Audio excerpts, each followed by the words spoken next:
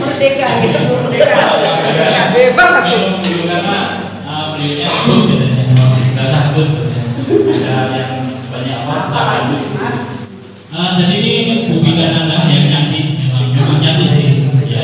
Jadi nanti biar memperkenalkan dirinya yang sudah kita tunggu. Tapi sebenarnya tadi masuknya kita terlalu cepat, ya terlalu cepat. Soalnya Bu Bidananda ini sebenarnya on time karena jam 13.45 sebenarnya ya. Tapi cuma masuknya tadi terlalu cepat. Baiklah, ternyata yang bersangkutan yang membidangi memang sudah hadir. Mudah-mudahan nanti bisa ada tanya jawab lebih jelas dan mengenai KB tadi menurut pandangan gereja Katolik seperti apa nanti beliaunya yang lebih bisa menjelaskan lagi. Untuk waktu selanjutnya kami berikan kepada Ibu Ana, tapi kasih pos dulu.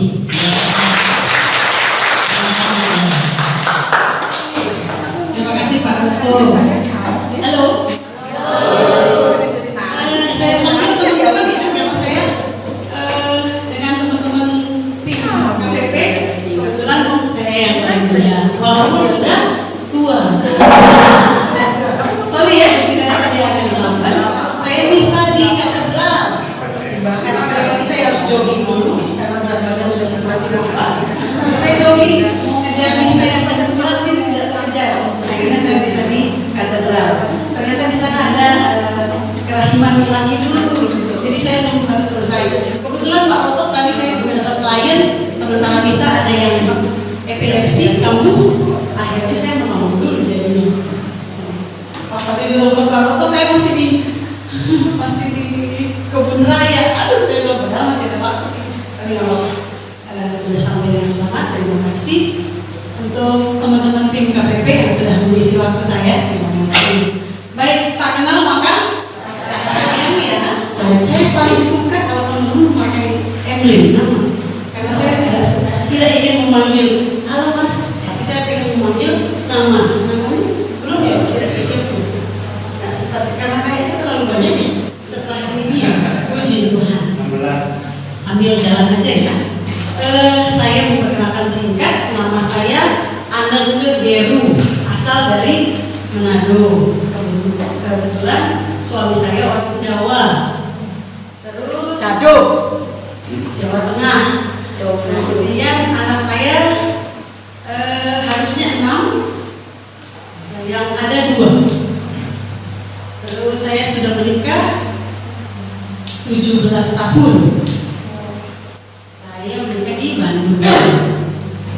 Panggilan saya Ane, kebetulan saya PNS di Rumah Sakit Umum Cibinong, latar belakang saya bidan, perawat bidan. Tapi saya sudah menyelesaikan S2 kesehatan, MKes, Register Kesehatan. Ada yang punya latar belakang kesehatan di sini? Dokter apa perawat? Bidan. Baik. Ada lagi yang lain? Farmasi?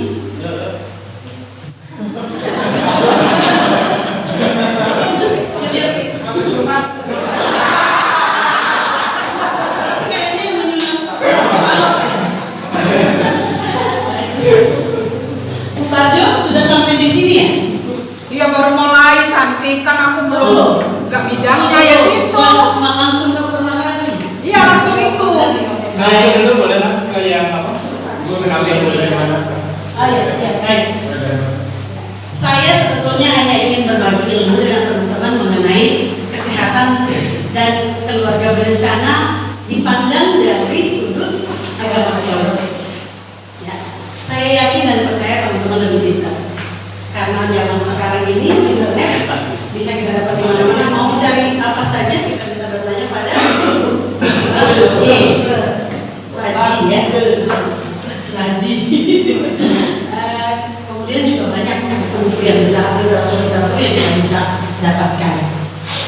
Jadi bagian saya selalu taruh di paling terakhir karena agak bagus ya, agak semangat gitu, gitunya, judulnya ya supaya tidak ngantuk. Kemarin sudah dengar Romo menjelaskan tentang kanistrinya, tentang sakramen perkawinannya, tentang hubungan komunikasinya, dan terakhir kayaknya yang paling jenuh tentang anak uang.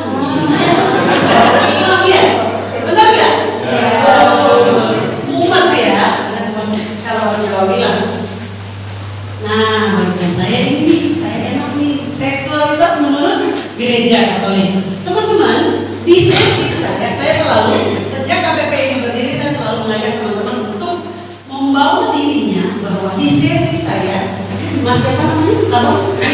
Endro dan Pak Wati jauh gitu, Endro Wati. Harusnya Endro Siska, ada yang namanya Siska? Ada. Tanda ya. Jadi saya mau Mas Endro dan Mbak Siska.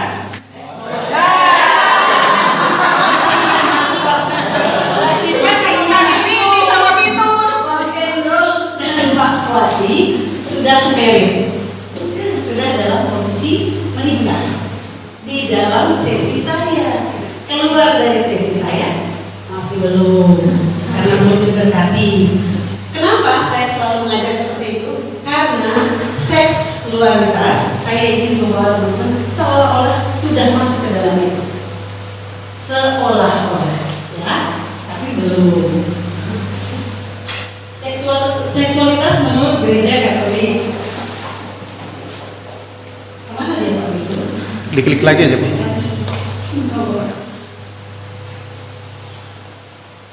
Oke, pertama-tama saya ingin membawa teman-teman tentang kontrasepsi. Saya mau masuk ke pengertian tentang kontrasepsi. Waktu kita sudah menikah, tentu kita akan mengatur jumlah anak. Maka kita akan masuk ke dalam kontrasepsi. Yang ada di sini kita tidak perlu bahas secara keseluruhan, teman-teman tidak perlu membaca satu persatu. Saya akan secara singkat alat kontrasepsi atau suatu cara yang melawan terjadinya konsepsi atau pembuahan yang seharusnya ada pembuahan, tetapi oleh karena adanya alat ini maka tidak terjadi pembuahan. Itu aja intinya. Kontrasepsi yaitu suatu cara atau alat yang mengatur bagaimana kita bisa menjadikan hubungan suami istri kita itu menghasilkan sebuah pembuahan, yaitu dari sel kelamin laki-laki menghasilkan apa, Bang? Bang siapa namanya? Mario. Saya harus ngomongin apa? Bang Mario, kalau Bang Mario pada saat mengeluarkan kan sudah bawa, kita sudah nikah nih, sama Mbak siapa? Mbak Bina, Mas Mario dengan Mbak Bina sudah menikah. Pada saat berhubungan, tentu Mas Mario akan mengeluarkan satu yang namanya sel sperma. Kemudian Mbak Bina mengeluarkan sel telur. Nah, kontrasepsi ini untuk mengatur supaya sel sperma dan sel telur ini tidak terjadi. Itulah yang kita namakan kontrasepsi. Kontrasepsi di dunia yang sudah ditemukan, yang sudah dipakai itu ada macam-macam. Antara lain pil, tablet yang diminum. Kemudian yang kedua suntik. Yang suntik itu ada dua, yang 1 bulan dan yang 3 bulan. Teman-teman pasti lebih tahu, makanya saya cuma sekilas. Saya akan ke intinya bahwa yang tidak boleh di ajaran dan aturan Katolik ada 2.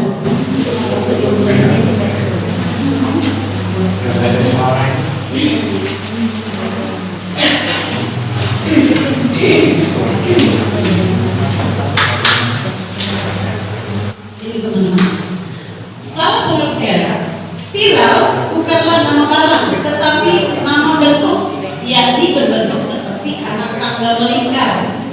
Spiral itu adalah alat kontrasepsi, salah satu alat kontrasepsi yang dimasukkan ke dalam kandungan. Kandungan bahasa medisnya rahim. Rahim bukan ovum. Kalau ovum itu jadi kalau spiral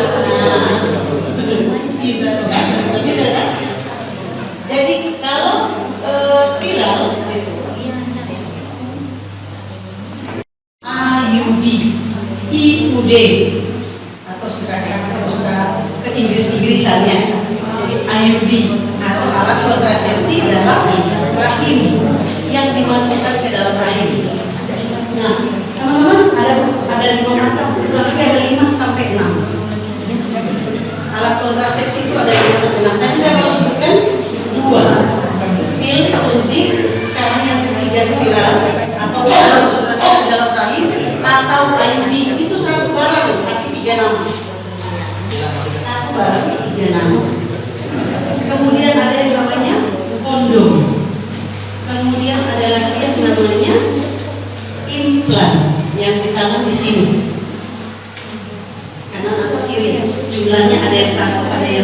yang 6.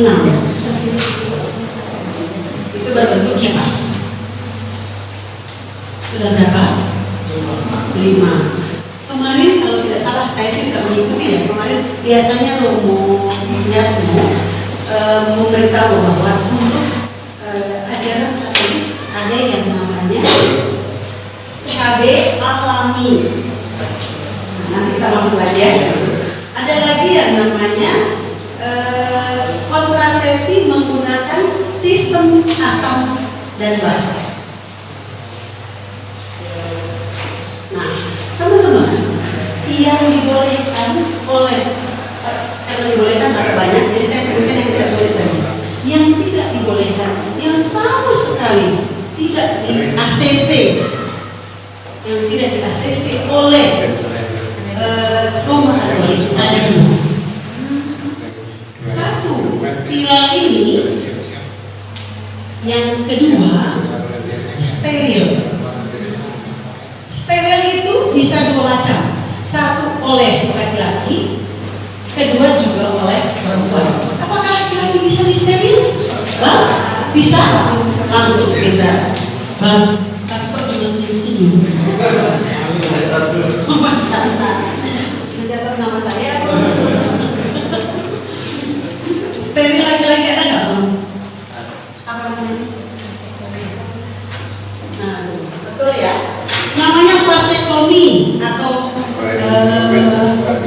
sterilisasi laki-laki bahasa Indonesianya. Kalau untuk laki-laki itu diikat. Kalau untuk perempuan bisa macam-macam, bisa diikat, bisa dipotong, bisa diangkat. Cara sterilnya, cara steril untuk perempuan itu ada 3 macam. Nanti teman-teman saya baru teori aja. Nanti saya teori sedikit ya. Ada 3 macam untuk perempuan. Yang rahimnya nanti ada yang diikat, ada yang dipotong, ada juga yang diangkat. Tapi untuk laki-laki ada 2, ada yang diikat, ada yang dipotong. Tapi tidak diangkat. Cukup jelas? Oke? Nah, 2 cara itulah saya ingin tanamkan sama teman-teman bahwa itu sama sekali tidak boleh. Tidak boleh. Tidak ada toleransi untuk itu di dalam ajaran Katolik. Ada yang mana? Yang aja pertanyaan sih sama kata, tapi bagus. Ya, bagus. Kenapa dilarang? Oke, itu sudah ada jawaban. Abang siapa tuh namanya? Karena juga pernikahan dalam keluarga yang menentukan menjadi anak. Bagus, pertanyaan yang bagus dan jawaban yang bagus. Karena setelah kita melakukan pernikahan, memasuki dunia pernikahan, tujuannya salah satu adalah untuk memperoleh keturunan atau anak. Maka kenapa itu dipakai steril? Kenapa dilakukan itu? Karena kita ada satu tujuan. Betul, jawabannya benar. Tapi yang lebih jelasnya lagi, saya mau beritahukan sama teman-teman. Kalau coba cewek-cewek minta tangannya kanan di atas kepala sambil tuh kepala cewek ya, cewek cowok jangan ya. Oke, masing-masing tangan kita kira-kira kepalanya berbeda. Oke, coba di atas lagi. Yang cowok lihat kepalanya. Nah, lihat kepalanya. Bukan lihat mukanya. Apa sih? Mukanya udah terlalu mengenal kali ya. Lihat kepalanya. Kepala kita inilah besarnya rahim kita. Nah, silakan taruh di perut. Sebesar inilah rahim kita. Kecil amat. Siapa rahimnya kecil? Kepala kita ini menandakan ukuran rahim. Kalau bahasa kesehatan medisnya itu namanya uterus. Uterus kita atau rahim kita itu sebesar kepala kita. Bayangkan dia bisa menampung bayi kembar 7. sudah wow, apalagi kembar. Itulah ajaibnya Tuhan ya. Nah, menyambung dengan spiral, jadi saya ada cerita. Ada satu cerita begini. Kalau suara saya kayaknya agak lantang, agak berbeda.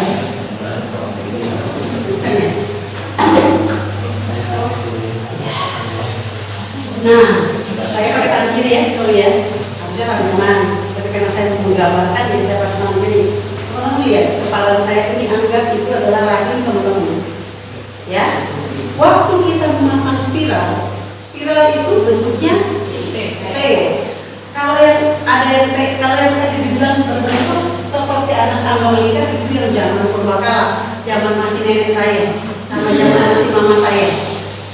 Itu dia bentuknya memang begini, jadi dia ditanamkan di dalam rahim itu bentuk spiral, makanya terkenal dengan spiral. Tapi zaman sekarang sudah modern, ada penelitian, kemudian orang kesehatan menemukan bahwa lebih bagus memasang yang koperti namanya. Jadi waktu rahim kita seperti ini, kemudian ditanamkan koperti itu, dia berbentuk T. Anggapannya kalau saya cuma dua, nggak ada lagi yang bentuk begini. Jadi dia koperti itu di dalam rahim kita berbentuk begini.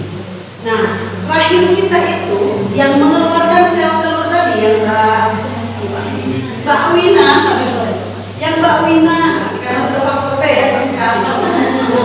Mbak Wina punya rahim, kita semua yang perempuan punya rahim itu, bukan punya rahim, punya ovarium yang mengeluarkan sel telur itu ada dua, di kanan dan di kiri. Posisinya ada di belakang pinggang. Makanya kenapa perempuan kalau haid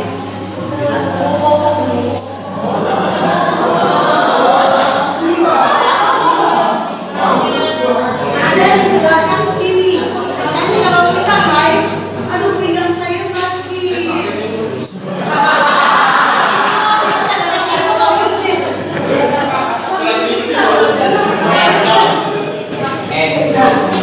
Waktu mengeluarkan sel telur itu ada salah satu saja yang keluar, tapi prosesnya memang berdua. Nah, waktu sel telurnya keluar, kemudian sel spermanya masuk setelah berhubungan, ada yang namanya jaringan seperti ini.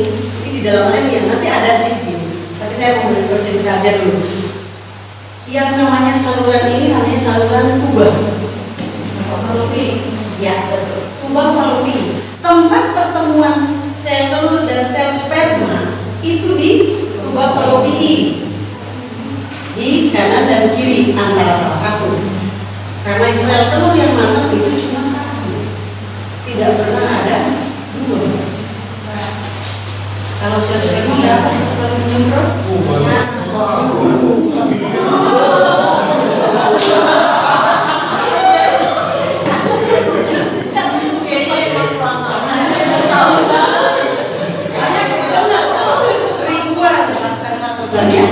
Banyak sekali, tapi sebelum hanya satu. Itulah makanya ada yang istrinya 3, ada yang istrinya 4, karena perempuan cuma sedikit, laki-laki banyak banget. Nah, lanjut ya. Waktu mereka berdua bertemu, janjian di CCM. Waktu janjian di tuba fallopi itu bertemunya di situ. Di dalam rahim sudah tertanam koperti. Kalau perempuan dan laki-laki sudah bertemu, teman-teman, Mbak, kayak serius banget. Mbak siapa namanya? Hotnida. Tadi mana Pak Vitus? Oke, Mbak Hotnida. Tolong jawab saya. Kalau sel sperma dan sel telur bertemu, apakah sudah ada kehidupan di situ? Oke, sudah. Siapa yang setuju dan siapa yang tidak? Setuju nggak? Sel sperma dan sel telur bertemu, apakah di situ sudah ada kehidupan? Belum. Suaranya agak kencang juga. Siapa yang bilang belum?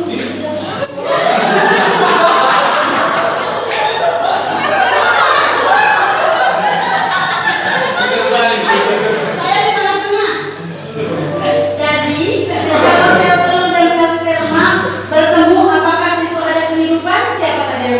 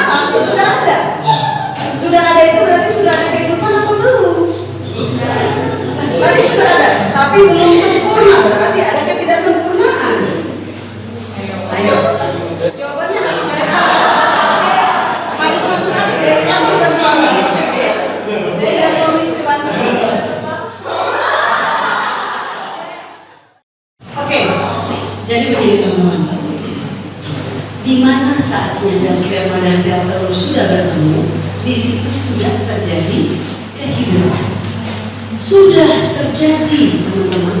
Bukan kayak kita baru janjian CCM coba ketemu doang. Ini belum sih jadian mah, cuma ketemuan. Ini mah bukan ketemuan janjian lagi, udah saling masuk di dalam sel sperma dan sel telur. Itu bapak ibu mereka sudah bersatu, berarti sudah ada kehidupan, sudah terjadi kehidupan itu. Saya mau bawa mindset teman-teman ke dalam satu pemikiran yang sama. Jadi bukan terpecah saja. Kami mengadakan KPP ini untuk supaya teman-teman kita bawa pada satu pemahaman yang sama, jangan terbelah-belah. Kenapa Katolik? Kenapa Roma Katolik itu sangat tidak merestui dengan adanya sterilisasi dan penggunaan IUD. Jadi lanjut kita ceritanya. Setelah mereka bertemu di Tuba Palopi ini, kemudian mereka menanamkan diri bukan di kebun, tapi di rahim. Nah, rahim tadi yang ini, yang saya tadi tunjukkan teman-teman, di situ ada spiral. Waktu mereka mau pindah, setelah bertemu, mereka mau jalan untuk ke tempat di mana mereka mau menanamkan diri, itu di di rahim atau di uterus, di situ ada spiral. Maka tidak terjadilah proses penanaman diri, tetapi mereka mengalami goncangan yang sudah tadi terjadi kehidupan itu, mengalami goncangan sehingga si kehidupan yang baru tadi terjadi langsung tidak berkelanjutan atau gugur dan itulah yang dinamakan aborsi atau abortus atau Indonesianya keguguran. Maka secara tidak langsung saya bidan yang memasang itu juga ikut terlibat dalam proses pengguguran anak Mbak Mira, Mbak Wati.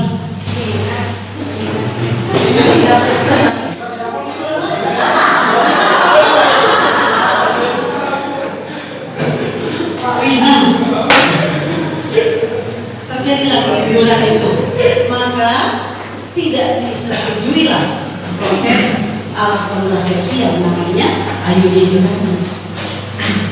Karena berarti kita melakukan secara tidak langsung, kita sudah melakukan pengguguran. Ada yang mau komplain dengan pengertian itu? Kalau steril pasti teman-teman sudah tahu ya. Karena diikat otomatis tidak terjadi pertemuan, tidak terjadi pembuahan, makanya dilarang. Pengangkatan apalagi? Kok yang sudah organ yang sudah diberikan oleh Tuhan malah diambil? Ya, jadi tidak boleh juga. Begitu juga dengan pengikatan. Pengikatan itu yang diikat itu kalau perempuan itu di tubuh palopinya diikat supaya tempat pertemuannya tidak ada. Karena di tempat pertemuannya di tubuh palopi, iya. Jadi diikatlah si tubuh palopinya itu sehingga tidak terjadi pertemuan. Begitu. Ada yang mau kasih input? Ada yang mau kasih pendapat dalam hal ini? Oke, silakan. Abang, Mas. Andu. Ya, Dan kalau misalkan temennya sekali saksi sekali, kan ada beberapa kasus yang kemudian terpaksa karena penyakit. Nah itu hubungannya apakah boleh atau tidak dengan alasan? Ya, ini sebetulnya tadi saya sampai ketika di jalan walaupun sampai ngebut. Tadi pas khotbah di katedral, kebetulan Romo Pak Roto, sebenarnya namanya Romo Dri apa Romo Tri sih? Ada Tri, ada Tri. Ada Tri, ada Tri. Oh, ada Dri, ada Tri. Kamu panas kan? Ya? Panas. Ya, panas. Romo Dri. Dri. Ya. Tadi waktu khotbah di katedral itu Romo Dri. Dan beliau langsung itu yang saya nyari, ini akan saya sampaikan ke teman-teman.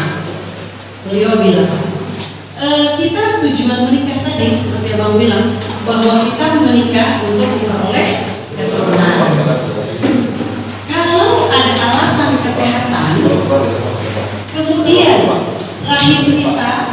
diangkat atau sudah terjadi kehamilan kemudian digugurkan, alasan kesehatan ya di garis bawahnya itu secara hukum boleh, secara hukum Katolik pun boleh, asal betul-betul ada alasan medis. Tetapi bila tidak ada alasan yang kuat dengan alasan medis, ya tentu juga dengan persetujuan. Misalkan ada alasan medis tapi orang tua dan yang bersangkutan tidak mau, boleh, tidak dilakukan. Tapi diberitahu harus. Tapi kalau misalkan dilakukan penguburan itu atau pengangkatan sterilisasi itu boleh. Itu tadi kata-kata umum. Jadi saya juga harus sampaikan kepada teman-teman di sini. Terjawab? Oke, silakan Mbak. Kalau misalnya memang tujuannya akan biasa rumah, kenapa yang dilarang saja? Soalnya kalau misalnya pil atau suntik itu kan dia mengandung itu juga sudah terjadi hambat terus kedua kondom juga dan juga sistema kendaraan tersebut tapi mengambil dari Baik, terima kasih. Mbak, saya Daru, Mbak Daru, saya agak kejawab, saya belum jawab tapi maaf kalau nggak bagus. Pak Daru, terima kasih pertanyaannya.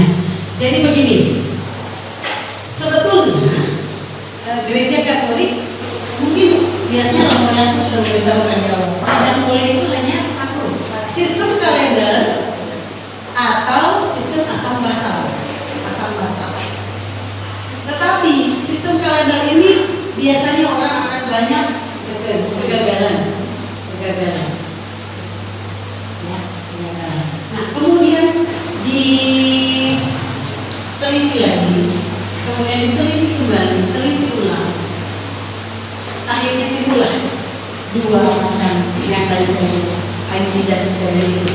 Kenapa suntik tidak dilarang? Kok itu juga mengganggu? Kenapa pil juga tidak dilarang sekali? Tidak dilarang banget gitu. Karena begini, cara kerja pil dan cara kerja suntik itu dia tidak mematangkan sel ular.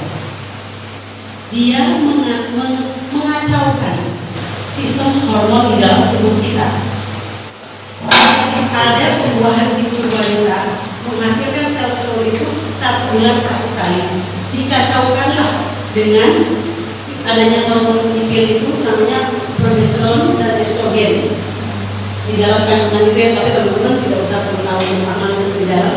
Kalau mau kita silahkan boleh, tapi saya tidak akan membahas tentang waktu, saya hanya 2 jam terpotong dari terlambat.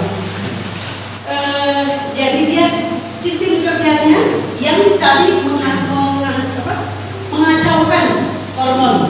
Jadi intinya begini Mbak Daru, setelah terjadi pembuahan kemudian kita gugurkan dengan alat kontrasepsi, itulah yang dilarang. Tapi kalau belum ada pertemuan, itu kita tidak menggugurkan. Perbedaannya dengan steril, kalau steril kita mengangkat satu organ, kayak steril kita angkat, tidak mau diambil tadi kita juga tidak boleh, karena organnya diberikan oleh kita mengikat, kita menghambat jalannya. Tapi kalau kita mengacaukan hormon, itu tidak terjadi si sel pertemuan itu bukan pertemuan. Jadi tidak membuat hormon untuk menjadikan sel telur kita matang itu terganggu. Jadi tidak ada di situ pembuahan, tidak ada di situ kehidupan yang tadi saya katakan bahwa apakah di situ sudah ada kehidupan atau belum. Nah, kalau kita minum pil dan disuntik itu kan tidak ada kehidupan. Jadi kita tidak melakukan suatu pembunuhan dalam arti tadi pembunuhan. Poinnya apa? Terjawab? Langsung masuk logika? Ada yang lain masih ragu? Pak Daru sudah terima, tapi jawabannya bisa bukan hanya untuk Pak Daru. Jawaban pertanyaan dan jawabannya untuk kita semua. Makanya karena saya harus mendengarkan siapa yang bertanya dan saya jawab, teman-teman harus tahu. Oke? Ada jawaban dari Ibu Bidan peserta? Ada tambahan?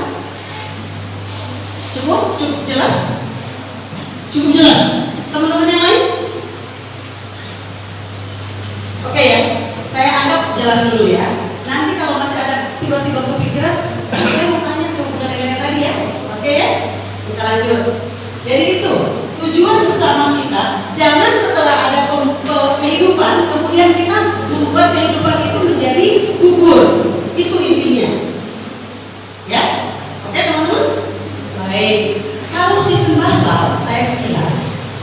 Jadi waktu teman-teman mau haid, perempuan yang datang bulan, kita suka kenalnya dengan haid atau menstruasi. Waktu kita mau datang bulan atau setelah datang bulan, itu biasanya kita akan mengeluarkan cairan agak lebih banyak dari biasanya. Ya? Nah, waktu kita mengeluarkan di awal itu, itulah yang namanya basah. Kemudian yang setelahnya kita selesai, itu akan terjadi asam. Jadi ada asam dan basah. Jadi kalau kita mau cegah, itu kalau masuk ke dalam situ, saya perlu konsultasi pribadi dengan teman-teman. Cuman teman-teman dengan masalah kalau itu terjadi. Tapi teman-teman saya mau ke pengertian bahwa sistem asam basah itu di situ. Waktu kita mau menstruasi itu kita tandanya kita mau ada sel telur yang matang. Cara mengetahuinya ya tadi, waktu kita mengeluarkan zat asam itu ada satu alat yang kita mau bisa diukur. Jadi waktu kita masukkan cairan kita itu ada si alat itu dia akan berubah warna. Tapi teman-teman juga tidak usah saya kasih pengertian di sini secara jelas. Yang penting tahu bahwa mengukur sistem asam basah itu di situ. Dan saat itulah tidak boleh melakukan hubungan seks karena akan terjadi pembunuhan. Begitu juga dengan sistem kalender. Sistem kalender caranya begini teman-teman. Sekarang saya masuk ke pelajaran matematika. Saya buka catatan matematika. Bukan catatan seperti itu. Mbak siapa namanya? Penny. Penny biasanya kan?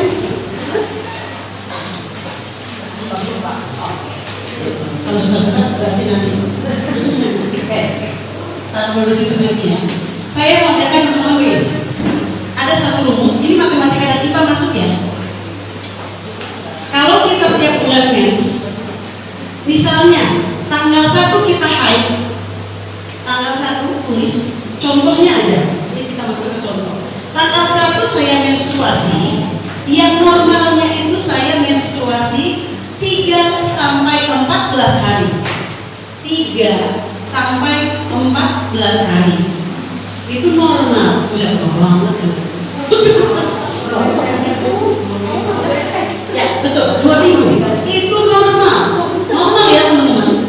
3 sampai 14 hari lamanya menstruasi kita itu normal. Jadi, kalau Mbak, siapa namanya? Mbak Stefani, kalau Mbak Stefani mensnya 7 hari 135. Oke, buka di halaman 135 katanya. Ada itu halaman 135. Kalau Mbak Stefani mensnya 7 hari, normal tidak?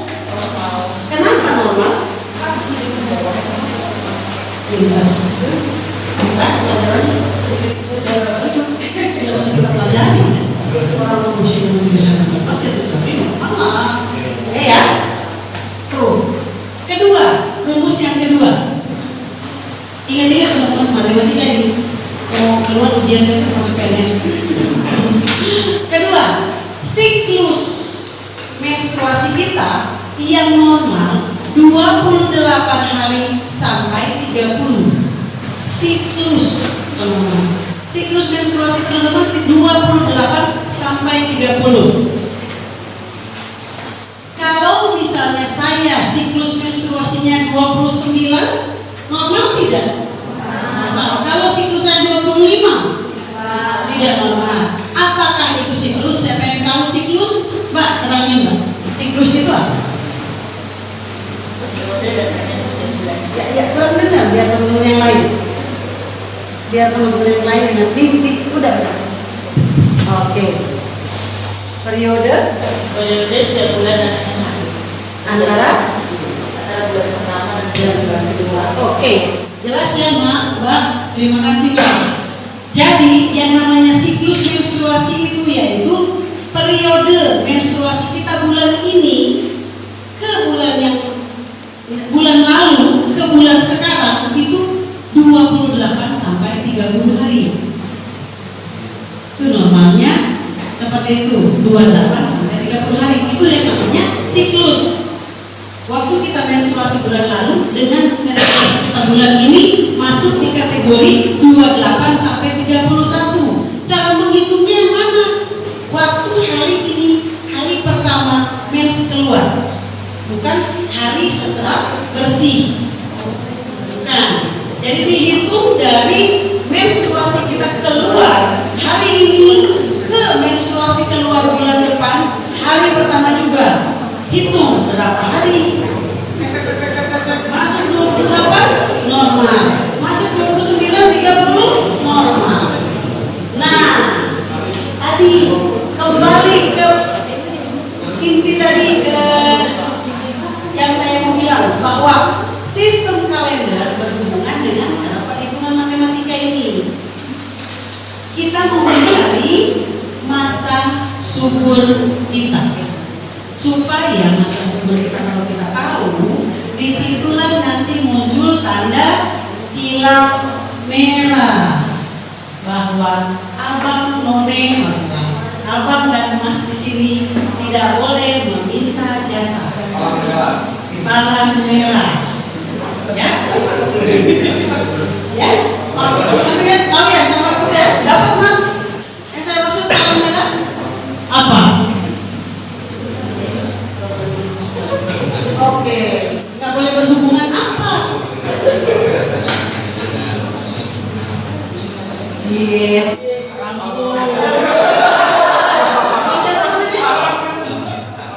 Kata Mas Albert, waktu ada palang merah kita haram hukumnya. Jadi, nah cara menentukan haramnya itu apa? Yaitu tadi, setelah kita tahu siklus kita, teman-teman, kita cari masa suburnya kita. Masa suburnya itu menghitungnya dari mana? Dari mens yang akan datang mundur 14 hari. Nah, akan makanya saya ulang matematika berhitung. Rumusnya 14 hari dari mens yang akan datang mundur 14 hari. Dapat itu tanggal 14, dapat itu hari ke-14, itulah masa subur kita. Contoh ya. Contoh nih, saya kasih contoh. Waktu saya menstruasi tanggal 1, siklus saya 28 hari. Sekarang kemarin bulan apa? Maret. Waktu bulan Maret saya mens tanggal 1. Karena siklus saya 28, otomatis 28 April 28 Maret saya sudah mens, ya. Saya sudah mens. Nah, dari tanggal 28 Maret sampai dengan 28 siklus saya 28 hari kemudian saya harusnya mens. Yuk kita berhitung. Maret berapa sebentar berapa? 31, 28, 29, 30, 31, 1, 2, 3, 4, 5, 6. Hari 7, 8, 9, 10, 11, 12, 13, 14, 15, 16, 20, 8 ya, 16 kan tadi, 17, 18, 19, 20, 21, 22, 23, 24. Tanggal 24 April seharusnya saya mens lagi. Awas. Cara menghitung masa subur dari tanggal 28 mundur 14 hari. Tadi saya dapat tanggal berapa? Enggak, kan ada berhitung siklus. Ayo, saya ulang. Konsentrasi. Saya mau yes.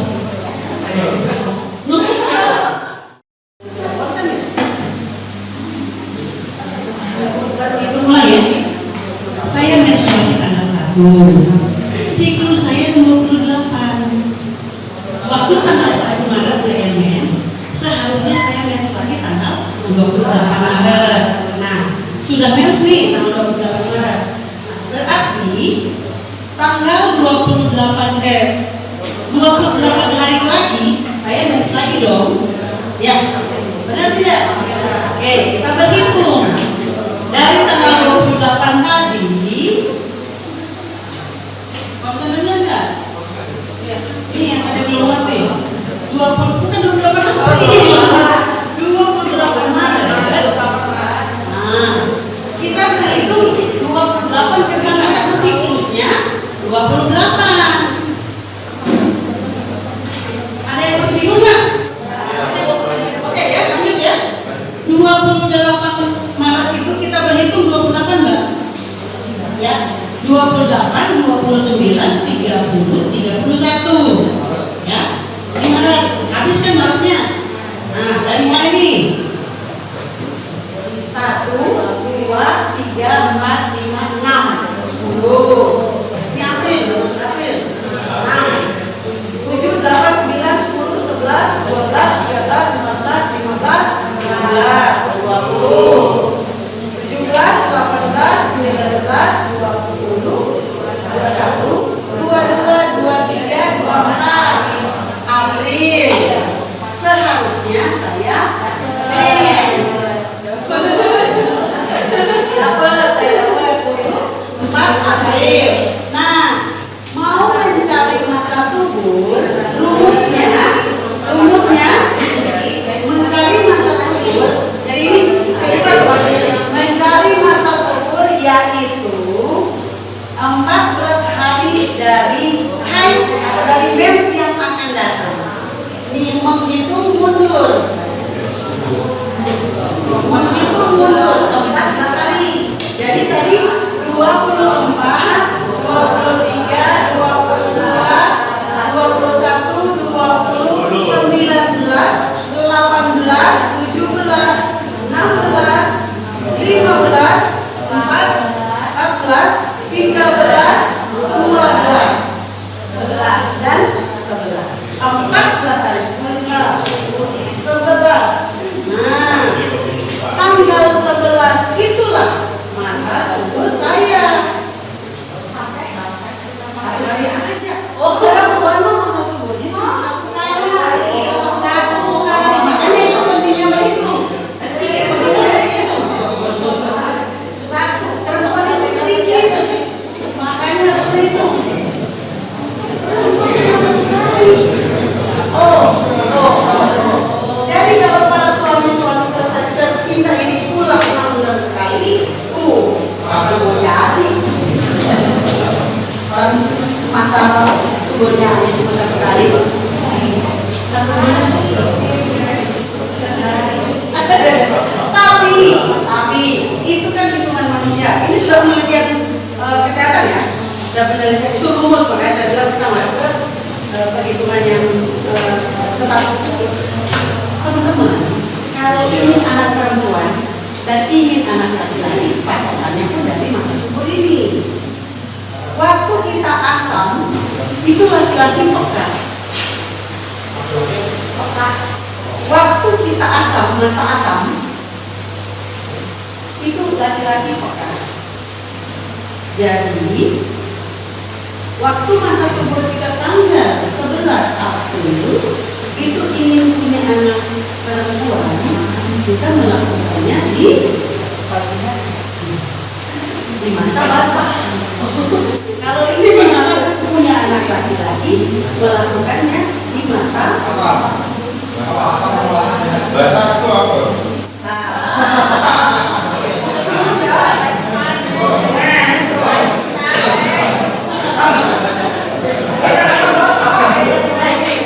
Teman-teman, tadi perempuan kan cuma masuk subur 1 kali.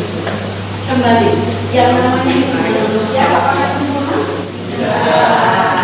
Jadi timbul lagi 1. Kalau kita masa subur, yang penting inti masa subur itu kita sudah nemu. Nah, itu sudah pasti. Karena tadi perhitungan manusia manusia tidak sempurna. Bisa saja kita salah itu, bisa juga rumusnya yang salah. Walaupun sudah pernah juga. Nah, disinilah kita bermain. Dari masa subuh ini kita mundur 5 hari, kemudian kita maju juga 5 hari untuk melakukan ML.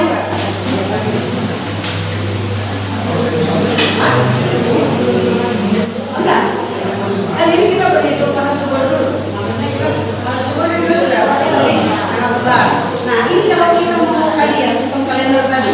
Kalau kita ingin kalau kita pengen anak laki-laki dan atau ingin anak perempuan, kita kalau laki-laki kita bermainnya setelah masa subur. Kalau perempuan kita bermain sebelum masa subur.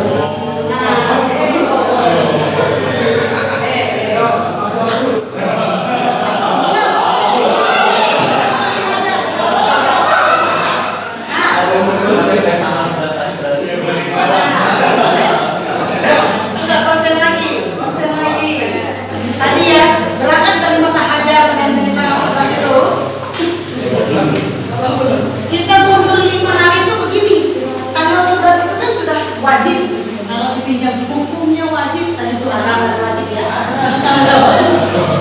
Kalau yang tanggal 11 ini wajib hukumnya main ML, ini wajib. Januari itu sudah dapat masa sebelumnya. Nah yang tadi ya, pengen perempuan, kita mundur. Mundurnya tuh begini, sebelum tanggal 11 berarti kita 5 hari sebelum tanggal 11. 10, 9, 8, 7, 6. 11 wajib, 10 iya. Ya. 10 wajib, 10 iya. 11 no. 9 oke. 8 no. 11 kan oke tadi ya. 10 wajib, 11 wajib, 10 oke. 9 no. 8 yes. 7 tidak. 6 iya. Jadi ya kenapa selang-seling? Karena mesin kalau bekerja terus hasilnya kita tidak maksimal. Jadi mungkin jadi mungkin ada buktinya.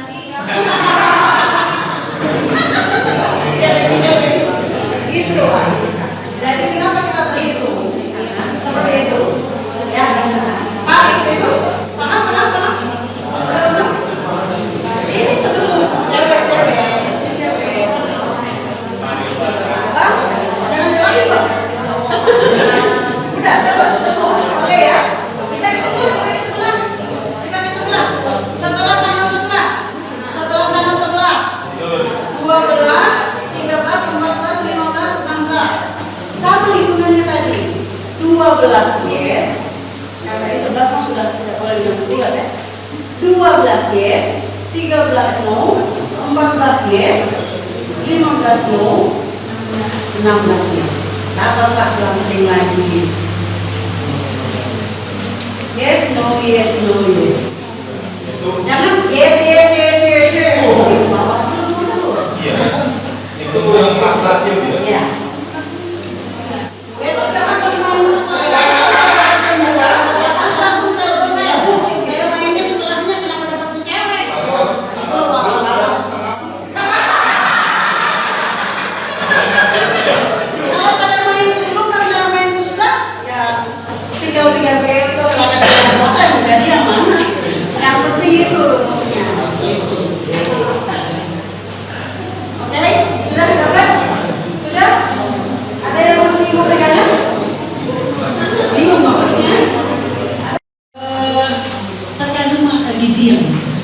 jadi tidak ada salahnya kalau itu dimakan.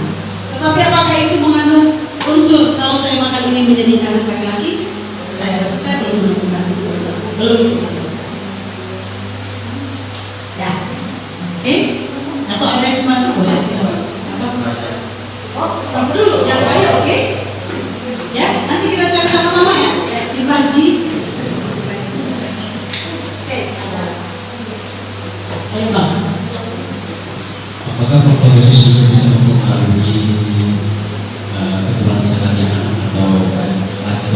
kayak hati atau cewek? Saya langsung jawab, tidak. Kalau resus itu dia cenderung ke golongan darah. Ada penyakit di sini. Kalau gen iya. Kalau gen iya. Kalau resus tidak golongan darah. Kalau gen beda, resus sama gen beda. Kalau misalkan anggap lagi ada kalau progresnya kan itu Banyaknya lagi paling banyak laki-laki. Yang cewek itu hanya ponakan saya satu orang, ibu saya sama ibu saya. Sebenarnya ada laki-laki kalau dari dia sendiri dia punya Jadi saya juga langsung jawab. Jadi begini, memang gen itu mempengaruhi. Gen mempengaruhi. Biasanya kita keturunannya misalnya banyaknya laki-laki, cenderung kita akan laki-laki. Tetapi kan kita tidak menikah dengan gen kita lain. Kita menikah lagi dengan orang yang mempunyai gen yang lain. Sedangkan tadi anak itu hasil perpaduan dari gen yang A dan gen yang X dengan gen yang Y. Jadi itu bisa tidak terlalu dominan. Tapi kalau tadi pertanyaannya, gen mempengaruhi? Ya.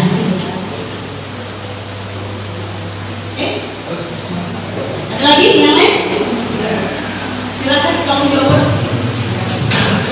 Saya sudah langsung masuk dalam sini. Tapi saya lebih suka kita ini ya, supaya hidup. Oke, lanjut. Itu tadi kan yang dimaksud ukur kalau semuanya siklusnya normal sama ininya normal. Kalau kayak misalkan kayak saya, siklus saya nggak normal. Kadang saya pernah ngitung sampai 6 bulan ke depan itu berantakan ya gitu. Itu Lanjut.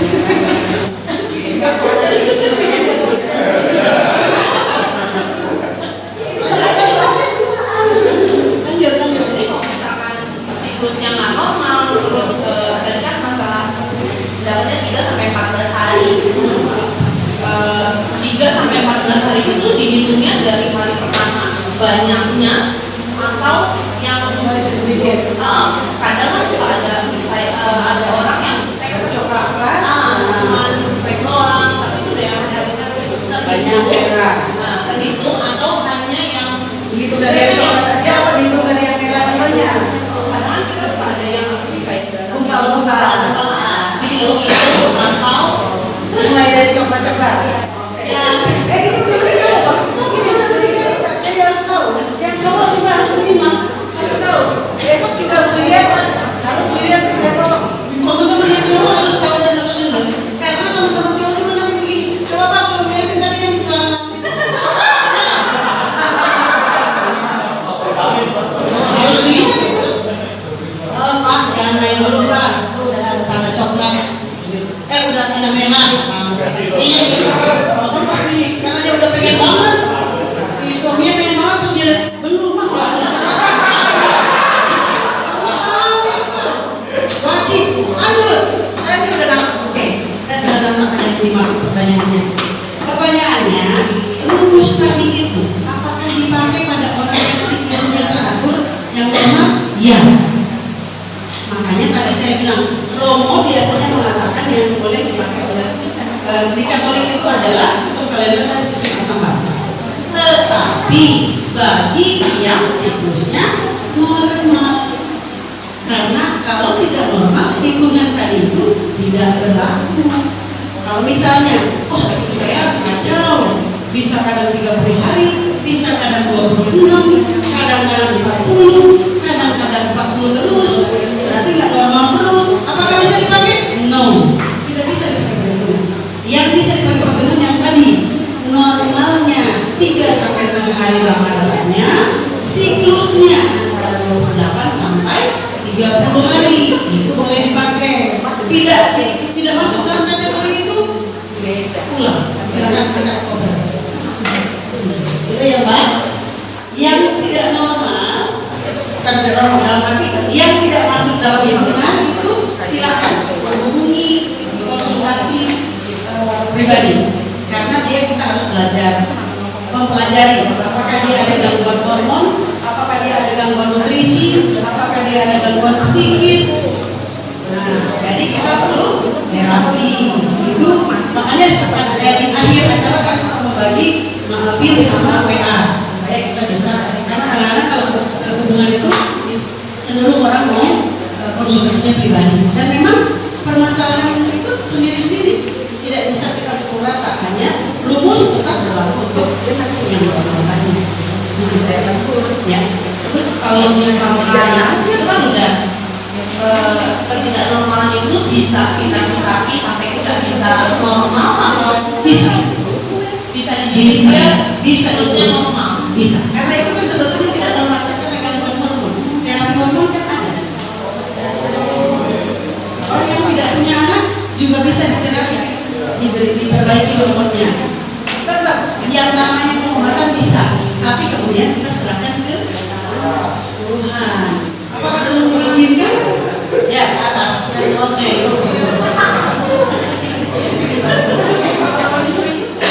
Kita punya topik ya, topik saya 3 loh.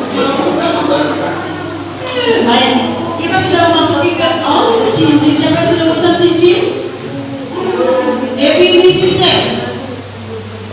Teman-teman, perbedaan badani dan fisiologi pria dan wanita sering disebut jenis kelamin itu penis pria dan wanita itu vagina. Tubuh pria dan wanita beda loh ya. Perkawinan sebagai suami istri melakukan hubungan seks tepat di mana mereka saling memberi dan menyatukan diri untuk mendapatkan keselarasan seksual. Ini sorry, saya ini yang kita contohkan. Reproduksi, ya. Anatomi dan fisiologi alat reproduksi pria.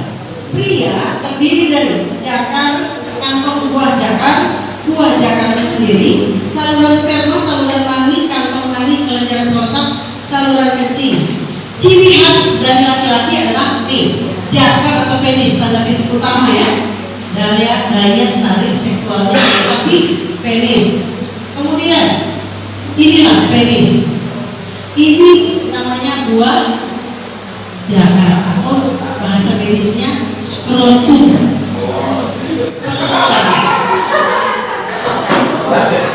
Mas,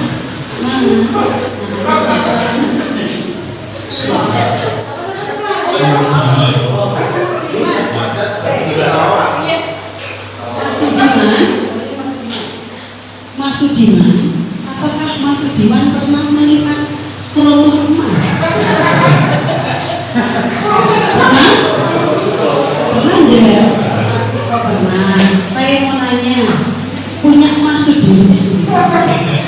Punya Mas Sudi itu, saya singkat aja. Saya gede itu saya kiri. Saya lebih gede itu kanan apa kiri? Tengah-tengah. Jangan-jangan yang tahu Mbak E.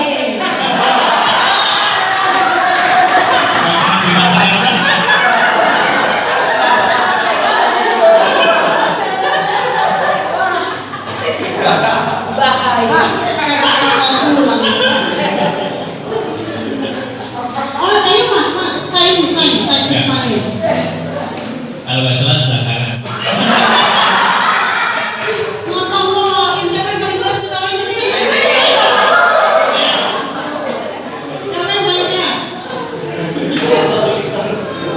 Mas siapa namanya Mas? Mas Dodi yang paling gede kanan apa kiri? Apanya? Itunya. Jawab dong, masa saya begini? Lihat dulu.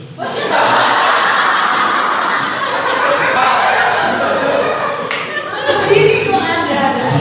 Apa saya liatin? Ayo Mas. Saya ambil semuanya dulu saja ya. Di pertemuan kita berikutnya, emang masih ada Pak? Ya, tolong lihat di rumah. Kanan apa kiri? Karena itu pasti ada salah satu yang lebih besar. Ya, ada yang lebih nah, dia agak besar. Ini yang besar kan? Cuma kalau seperti itu. Ya, jadi itu berbeda. Begitupun perempuan. Payudara kanan dan payudara kirinya. Nah, kiri dan kanan itu pasti berbeda.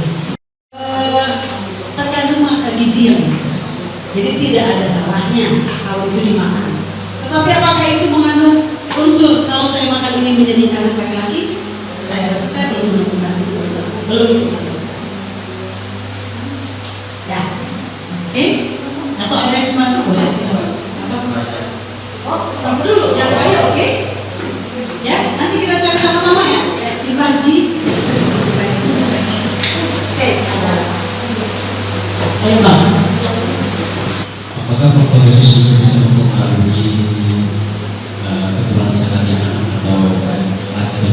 kayak laki atau cewek? Saya langsung jawab, tidak. Kalau resus itu dia cenderung ke golongan darah. Ada ternyata di sini. Kalau gen iya. Kalau gen iya. Kalau resus tidak golongan darah. Kalau gen beda, resus sama gen beda. Kalau misalkan anggap lagi ada kalau prosesnya kan itu Banyaknya laki-laki. paling banyak laki-laki. Yang cewek itu hanya ponakan saya satu orang, ibu saya sama ipar saya. Artinya ada laki-laki. Kalau dari dia sendiri dia punya Jadi saya juga langsung jawab. Jadi begini, memang gen itu mempengaruhi. Gen mempengaruhi. Biasanya kita keturunannya misalnya banyaknya laki-laki, cenderung kita ke laki-laki. Tetapi kan kita tidak menikah dengan gen kita lain. Kita menikah lagi dengan orang yang mempunyai gen yang lain. Sedangkan tadi anak itu hasil perpaduan dari gen yang A dan gen yang X dengan gen yang Y. Jadi itu bisa tidak terlalu dominan. Tapi kalau tadi pertanyaannya, gen mempengaruhi? Ya.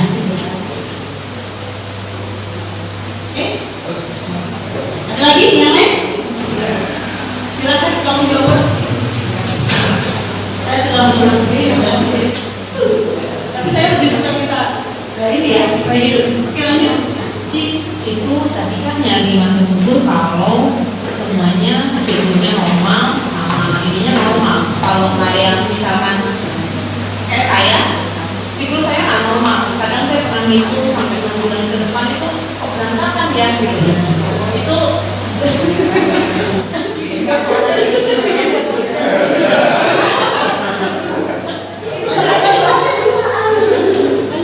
jadi kalau misalkan siklusnya nggak normal, terus dan kan masalah dapatnya 3 sampai 14 hari.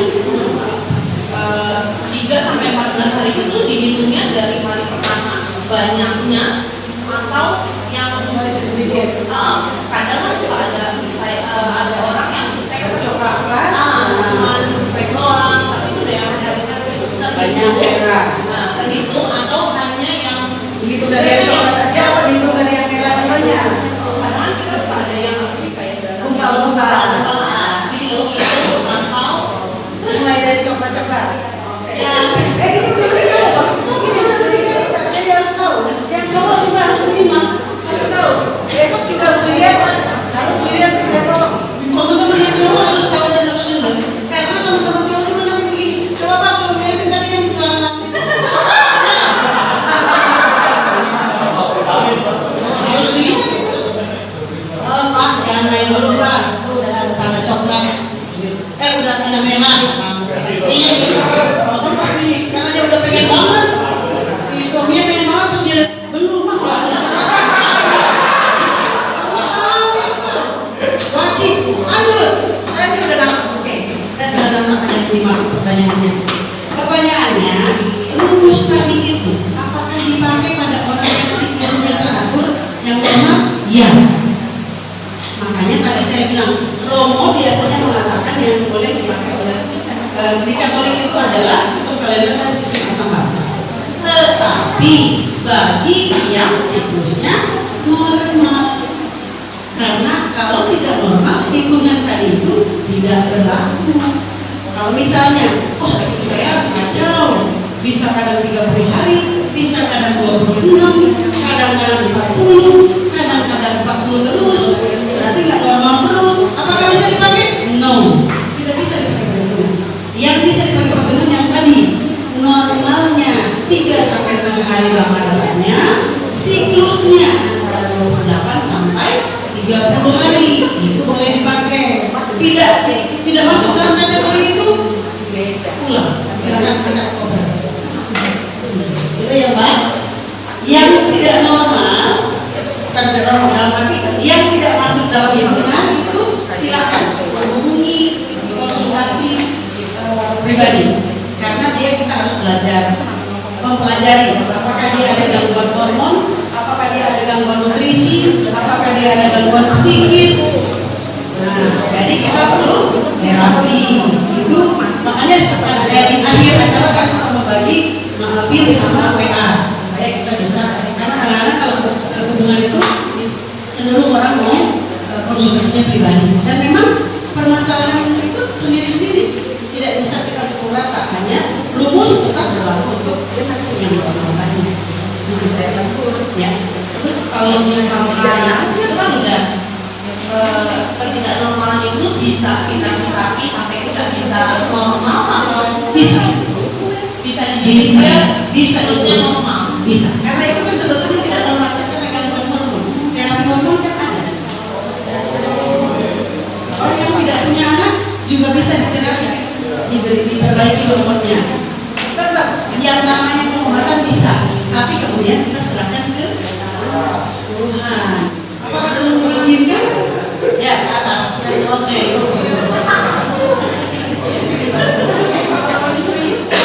Kita pindah topik ya, topik saya 3 loh.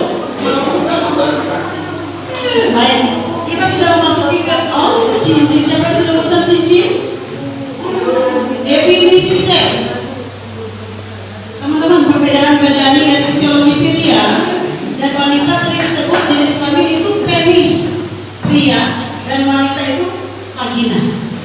Tubuh pria dan wanita beda loh ya. Perkawinan sebagai suami istri melakukan hubungan seks tepat di mana mereka saling memberi dan menyatukan diri untuk mendapatkan keselarasan seksual. Ini sorry, saya ini yang kita contohkan. Reproduksi, ya. Anatomi dan fisiologi alat reproduksi pria. Pria terdiri dari jakar, kantong buah jakarnya sendiri, saluran sperma, saluran mani, kantong mani, kelenjar prostat, saluran kencing. Ciri khas dari laki-laki adalah jakar atau penis, tanda fisik utama ya. Daya tarik seksualnya tapi penis. Kemudian inilah penis. Ini namanya buah jakar atau bahasa medisnya skrotum.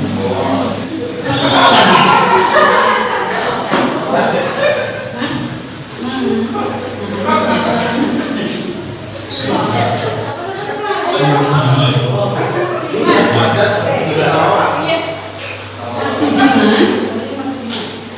Mas Sudiman, apakah Mas Sudiman pernah melihat skrotum emas? Pernah? Pernah ya? Oh, pernah. Saya mau nanya, punya Mas Sudiman? Punya Mas Sudiman itu, saya singkat aja ya. Saya gede itu saya kiri. Saya lebih gede itu kanan apa kiri? Tengah-tengah. Jangan-jangan yang tahu Mbak E.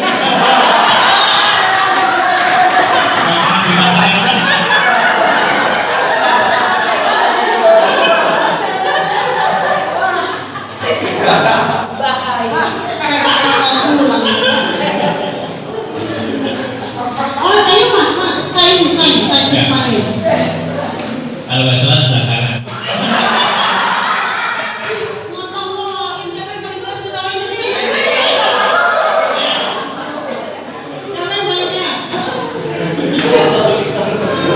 Mas siapa namanya Mas? Mas Yogi yang paling gede kanan apa kiri? Apanya? Itunya. Jawab dong, ya masa saya begini? Lihat dulu.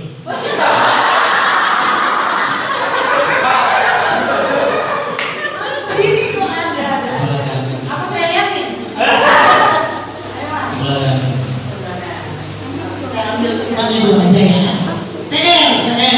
Di pertemuan kita berikutnya, emang masih ada Pak? Ya, tolong lihat di rumah. Kanan apa kiri? Karena itu pasti ada salah satu yang lebih besar. Ya, ada yang udah lebih. Nah, dia agak besar. Ini yang besar kan? Cuma kalau sama gitu. Ya, jadi itu berbeda. Begitupun perempuan. Payudara kanan dan payudara kirinya. Nah, kiri dan kanan itu pasti berbeda. Payudara yang paling besar kanan atau kiri? Makanya saya salah nanya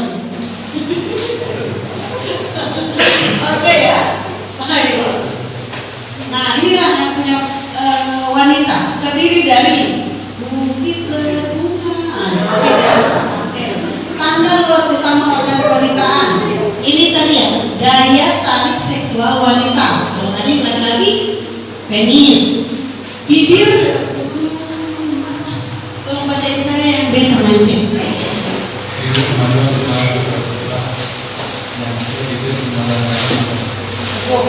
Jadi C, B dan C ada berapa bibir di situ mas? Jadi perempuan punya bibir berapa kak?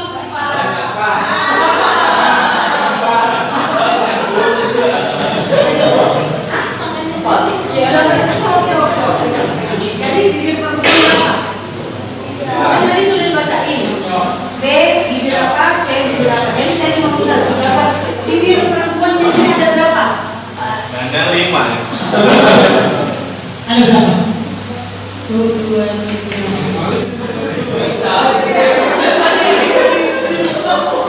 Yang mana yang bingung?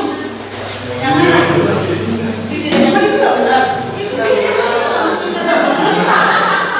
Perasaan itu tulisannya benar bibir. Kenapa itu? Ini namanya apa? Bibir. Bibir. Jadi 1, 2. Bibir perempuan ada berapa? Abang bilang yang pakai mana satu lagi? Yang mana satu lagi? Mau nambah? 3 mas. Oh ada 3. Bibir ke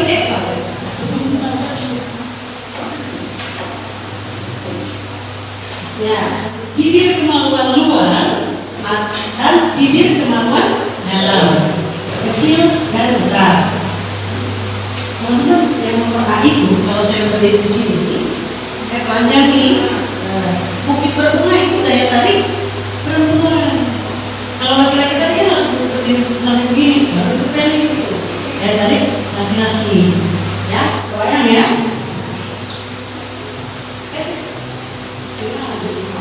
Kelentip atau klitoris, ini pusat seksnya perempuan, pusat sensitivitas. Selaput darah, tanda himen ya, kelenjar Bartolini, liang sanggama, rahim, saluran telur, nih yang tadi disebut tuba falopii atau indung telur ovarium yang tadi saya bilang, kanan dan kiri yang di belakang yang kalau kita menstruasi. Oke, jadi saya tidak baca kalau saya sudah bahas yang di awal.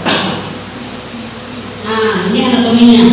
Ini loh, kok, nih, labia mayora, labio minora, ini labio mayora dan labio minora. Bibir kecil dan bibir besar. Tuh, ada 2 di dalam bibir. Tambah bibir yang di luar.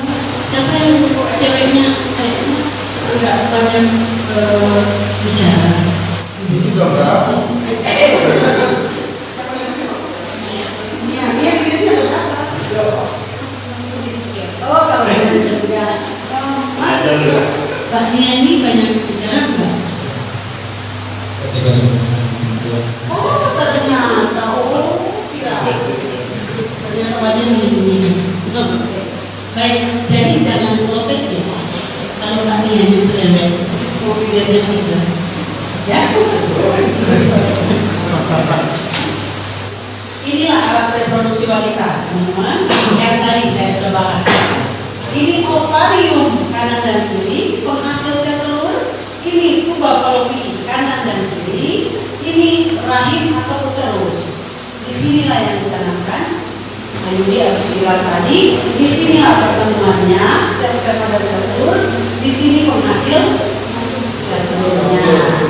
Ya. Jelas, jadi kalau sudah dijelaskan begitu, teman-teman sudah langsung terbawa ke situ ya. Ada pertanyaan dengan alat reproduksi? Sudah ya, kita lewat ya. Nah,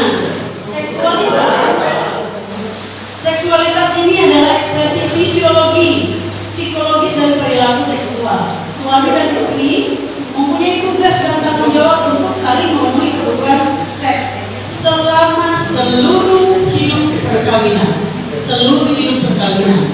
Jadi perempuan dan laki-laki bertanggung jawab. Demikian sebaliknya, sehingga mereka berdua dapat mengalami pengalaman seks orgasme. Ada yang tidak tahu dengan orgasme? Tidak sih sudah. Teman-teman, sekali orgasme laki-laki itu tadi yang dibilang, waktu dia orgasme berarti dia mengeluarkan sel spermanya. Sekali menyemprot itu bisa sampai 3.000-an mengeluarkan sel spermanya. Tapi perempuan tidak. Perempuan apakah bisa sampai klimaks atau orgasmenya satu kali atau lebih dari satu kali? Lebih dari satu kali bisa. Ada juga yang cuma satu kali. Tapi sel telurnya hanya matang dalam 1 bulan satu kali itu. Atau kalau mau siklusnya panjang, ya itu tadi siklusnya panjang berarti sel telurnya yang matang ya panjang siklusnya. Dia bukan tidak sembuh, tapi dia sebenarnya panjang. Itu loh, Ci. Ya, teman-teman ya. Jadi pagi-pagi kalau laki-laki, pagi-pagi dia bisa 5 satu orgasme, nanti 2 jam lagi dia bisa lagi, 3 jam lagi dia bisa lagi. Perempuan cenderung ya. Tapi bisa, dan tidak.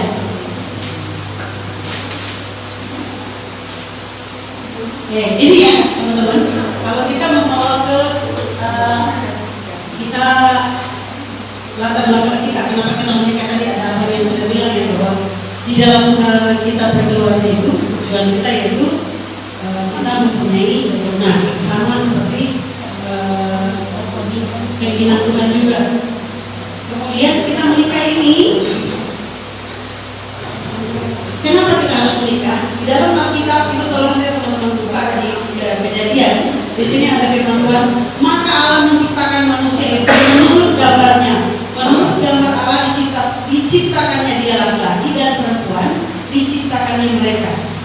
Nah, 2 masalah penyesuaian seksual adalah waktu dan tempat. Ini sambil berjalan kita. Tujuan seksualitas tadi prokreasi atau ada di dalam kitab Kejadian. Allah berfirman kepada mereka, beranak cuculah dan bertambah banyak, penuhilah bumi dan taklukkanlah mereka. Penolong sepadan, tidak baik kalau manusia itu seorang diri. Aku akan menjadi penolong baginya yang sepadan dengan dia. Teman-teman, bahwa dalam doa selalu begitu juga waktu pada saat kita baru mau melakukan ML, bahwa hubungan itu adalah Tuhan. Apa yang kita inginkan, apa yang kita mau dari perkawinan ini, mudah-mudahan Tuhan berikan.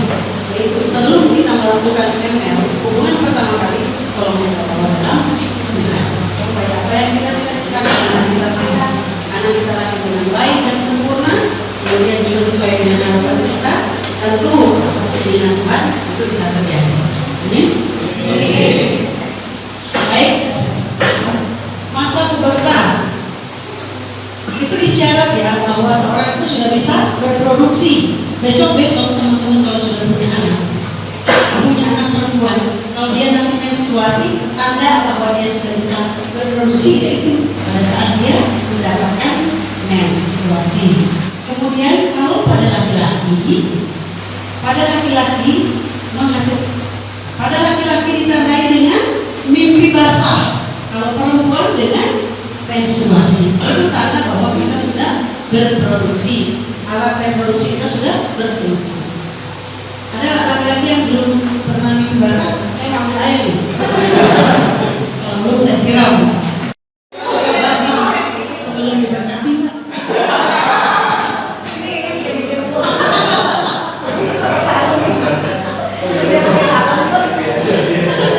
Enggak, sebenarnya Pak Kiri itu sebenarnya sinyal. Pakai kode-kode, pakai sarung aja supaya gampang. Pendidikan anak berjamin.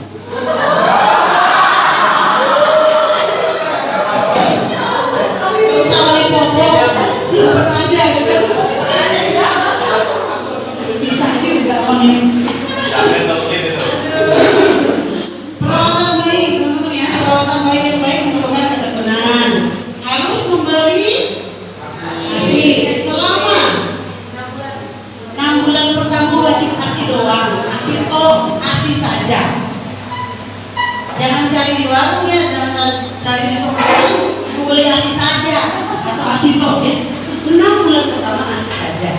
6 bulan setelahnya ASI plus tambahan, ya. Oke. Tapi sekarang udah bukan 6 bulan lagi, Mbak. 8 bulan. 8 bulan ASI saja. 8 bulan ASI saja. Dengan catatan lagi, suami-suami yang tercinta, tolong uangnya diberikan makanan yang bergizi. Buat siapa?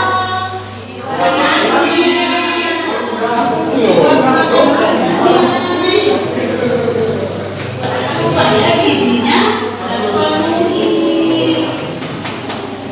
Jangan makan magic, makan makanan, jangan pakai magic. Ya, oke, lanjut. Kebutuhan bayi, nah, kebutuhan bayi lagi. Khusus untuk pasangan yang di sini, jangan beli baju. Kan tadi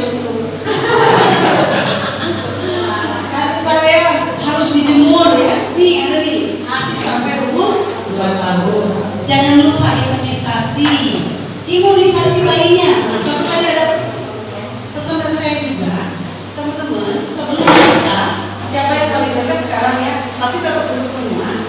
1 bulan sebelum menikah tolong diimunisasi tetanus, TT namanya.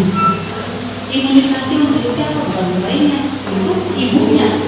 Imunisasi calon pengantin 1 bulan sebelum menikah. Harus 2 kali. Yang kedua, 1 minggu setelah tercemar dengan sel sperma. Kan sudah menikah. Tercemar saya bilang. Karena memang sperma itu adalah benda asing bagi kita. Ya kan dia masuk ke dalam tubuh kita. Otomatis dia benda asing buat kita. Ya, jadi sebelum terkontaminasi dengan sel sperma, kita divaksin, imunisasi, TT namanya. Yang kedua, setelah 1 minggu kita menikah.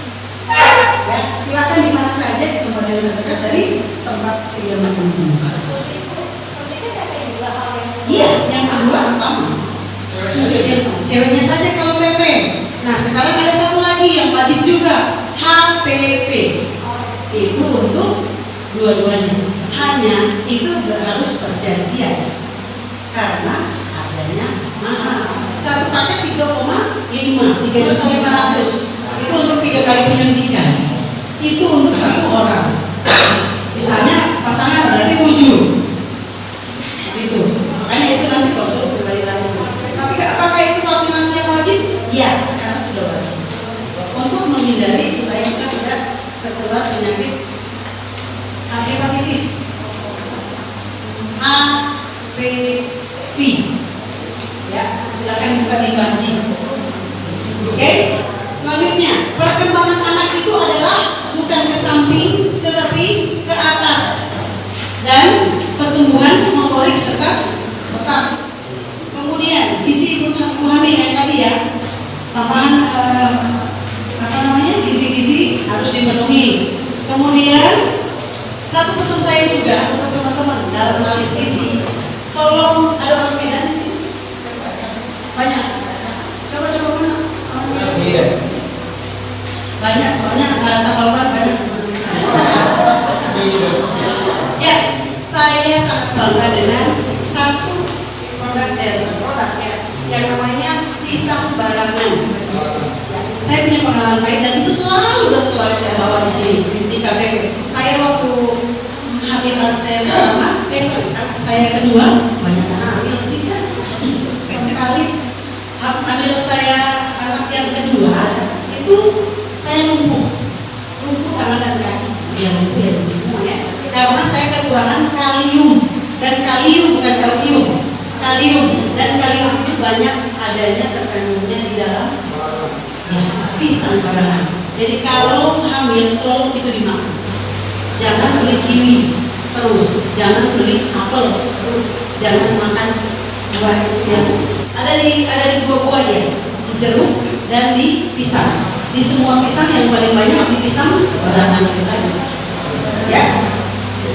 Oke, kalium ya, kalium.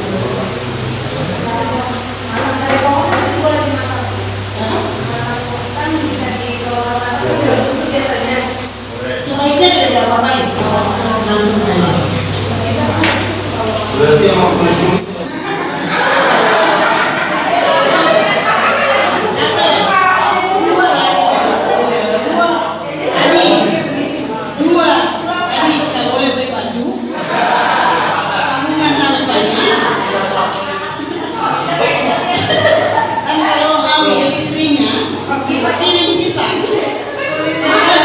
toiletnya. Kasihan banget di sini deh. Udah nggak boleh ganti baju sehari, anaknya nggak boleh beli buku.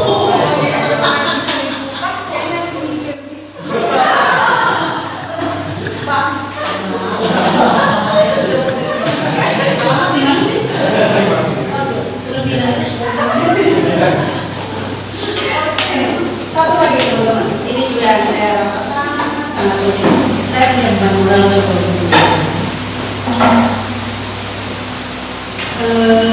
waktu kita pertama kali mau rencana paroki keluarga kudus di Mangunkusumo KPP, kami pengajar-pengajar ini juga diajar lagi ya, diberikan masukan, diberikan ilmu dari katedral. Dan satu adalah pengetahuan yang selalu mengingatkan kami itu satu pesan saya, pada saat kita sudah menikah, kemudian kita sudah punya anak, ingat, kita harus memakaikan satu baju wajib kepada anak kita, yaitu baju rohani. Baju rohani, teman-teman. Jangan berpikir yang tadi ke pokok dan lain-lain, ke makanan susu dan lain-lain. Tidak. Yang satu lagi yang wajib harus kita lakukan, pakaian rohani. Apa pakaian rohani itu? Baptis. Sesegera mungkin teman-teman, karena teman-teman yang orang tuanya bukan saya. Teman-teman datang, setelah melahirkan datang. Kita belajar dari keluarga yang sebelah. Mereka setelah anaknya, langsung dia baik. Ya, kita pun harus seperti itu. Diajarkan. Kita harus langsung mendoakan. Memang ayahnya mendoakan bapaknya. Tetapi secara lebih lengkap kita harus langsung sesegera mungkin datang ke gereja, ke romo konsultasi untuk mau saya ingin anak saya segera dibaptis. Nanti ada aturan di gereja, ada orang tuanya harus mengikuti pelajaran tertentu, ada yang harus kita siapkan ini dan itu, tetapi secara moral kita sudah mempersiapkan. Jadi jangan ditunda, tunggu aja, saya mau pulang ke Medan, tar aja di Medan, kalau di Medan ongkos ada, tar tadi habis beli popok, nanti ada pulang ke Medan 2 bulan, tar bulan ketiga deh, nah anaknya telanjang nggak? Telanjang apa? Telanjang rohani. Nah dia bertanggung jawab terhadap dia itu siapa? Kita, orang tuanya. Jadi tolong segera teman-teman pakaikan baju rohani. Jangan hanya berpikir fisik. Tas yang mahal tadi aja di katedral di depannya cerita di depan saya itu. Sekarang udah modern ya. Jadi dulu waktu saya masih jalan sama saya nggak ada fasilitas seperti itu. Jadi ada tempat wadah makan kecil untuk disuapin, ada sendok kecil. Jadi dia kayak ibu di depan saya masih keluarga muda, mungkin sama-sama lah. Anaknya baru 1, udah suapin. Habis makan yang 1, di situ ada lagi minum. Sebegitu, saya rasa begini. Saya lihat-lihat anak saya juga ngeliatin tasnya. Saya coba, iya. Tapi saya berpikir begini, ini tasnya saja sudah mahal. Berapa tempat? Belum lagi ada sendoknya, sendok khusus. Ada sendoknya dimasukin lagi ke dalam situ. Belum ada gelas, belum ada wadah makanannya, belum ada airnya, belum ada ini dan itu, bla bla bla. Kita mampu untuk membelinya dan kita memampukan diri kita untuk membelinya. Tapi tadi pakaian rohani kita kadang-kadang mengabaikan. Anu aja, nanti saja. Nah, saya pikirkan teman-teman, tolong diingat pakaian rohani untuk anak kita, karena mereka adalah penerus Kristus juga, penerus kita juga. Tolong jangan dilupakan. Itu saja dari saya. Dari saya selesai Pak Ibu. Baik, teman-teman, saya minta tolong kalau ada yang mau konsultasi silakan catat nomor WA saya. Kalau yang mau berkenan mencatat ya, 0812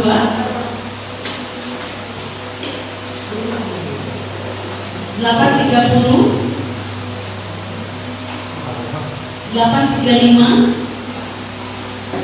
945 Saya kantornya di Rumah Sakit Umum Cibinong. Saya sekretaris akreditasi di RSUD Cibinong. Kalau mau ketemu saya silakan cari rumah sakit. Saya lebih terkenalnya dengan sebutan di sana dengan Mami Anu. Silakan itu nomor telepon saya dan nomor WA saya. Geser aja. Konsultasi secara pribadi, tunggu. Baik, dari saya sekian dan terima kasih. Kalau ada yang mau bertanya silakan. Mudah-mudahan apa yang saya berikan bermanfaat untuk teman-teman dan saya doakan kehidupan teman-teman selalu diberkati Tuhan dan bisa cepatnya mendapatkan keturunan. Tuhan Yesus memberkati. Mereka yang lucu-lucu. Siapa ini? Nagita.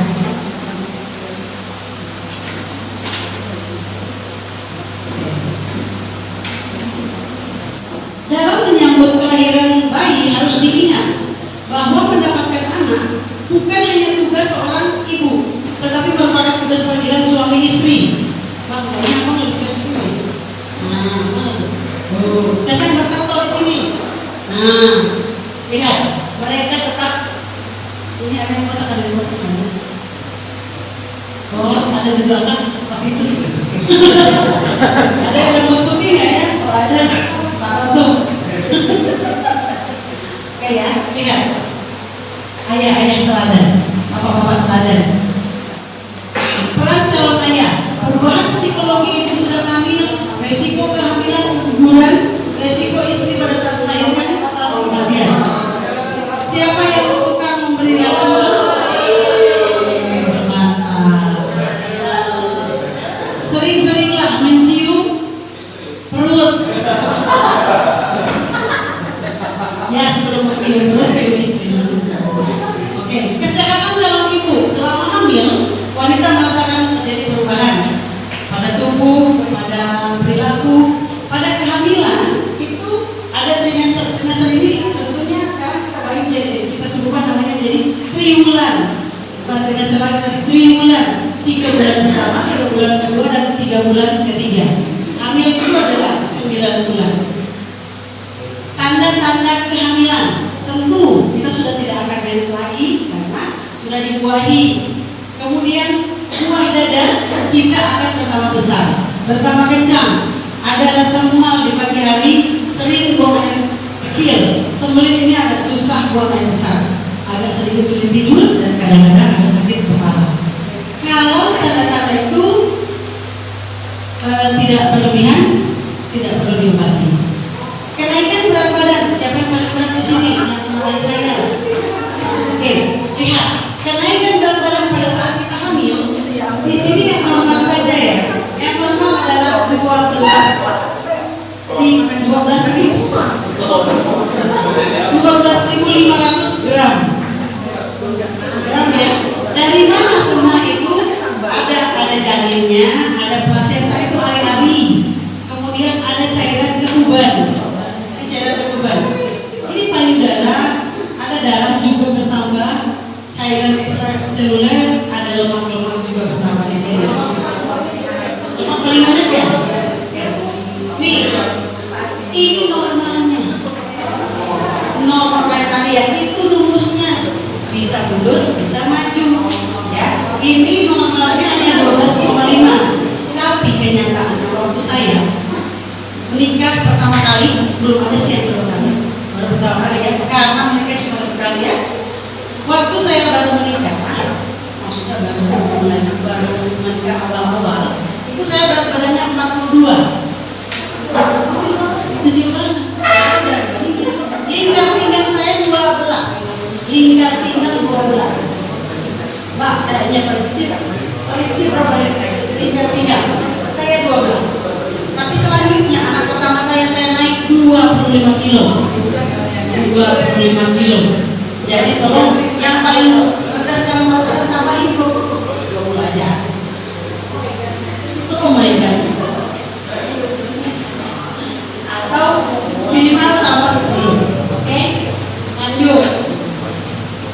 Gangguan ringan, 3 gangguan ringan ya teman-teman. Bisa baca sebentar. Bengkak pada kaki itu normal, beda-beda pada perut ya, bukan badan. Kemudian ada sesak nafas sedikit, sesak nafas itu normal-normal. Kalau masih sesaknya yang tidak terlalu berat itu masih normal. Nah, kalau yang warna merah ini itu yang berbahaya. Muntah terus menerus sampai tidak bisa makan, tekanan darah tinggi, ada perdarahan sedikit juga itu sudah kita harus segera periksa. Kemudian ada air ketuban keluar sebelum waktunya. Nih teman-teman, lihat saya sekarang lihat situ. Air ketuban keluar itu tandanya begini. Waktu kita pengen, saya udah minum soalnya segini. Kemudian saya mau pipis, tapi karena saya bawa materi, saya tahan pipisnya. Bisa nggak? Bisa. Saya tidak pipis dulu nanti aja sudah selesai kalau saya pipis. Bisa.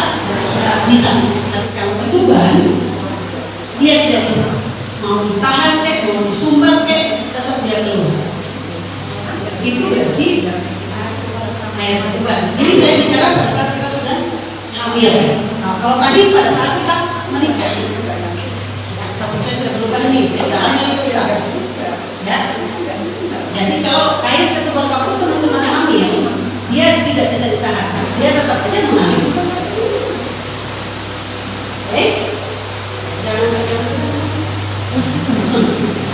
Lanjut ya. Nah, cara hidup ibu hamil, periksa hamil, pakaian hamil, kebersihan diri, hubungan seks, senam dan bekerja ekstrakurikuler perluan apa? Bang, kalau istri abang hamil, apakah boleh berhubungan seks? Apa yang saya tanya? Masih. Bisa. Apakah boleh pada saat istri abang hamil? Boleh melakukan hubungan seks? Boleh. Siapa yang setuju dengan boleh? Boleh. Boleh, tapi ada ini berarti kasih jawaban. Boleh, tapi boleh kita ambil dan mengambil. ya kondisi siapa? Kondisi ini yang membuat yang suami kayak teman ada pengalaman, tapi karena bulan, tapi ada dokter sebenarnya nggak apa-apa. Kami dia tapi kalau udah mau lahiran, katanya diusahakan kalau mau normal disuruh itu, disuruh sekat, Suruh main-main. main-main.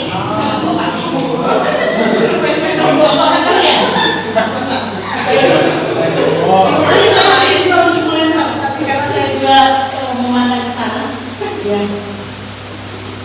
Halo, selamat datang.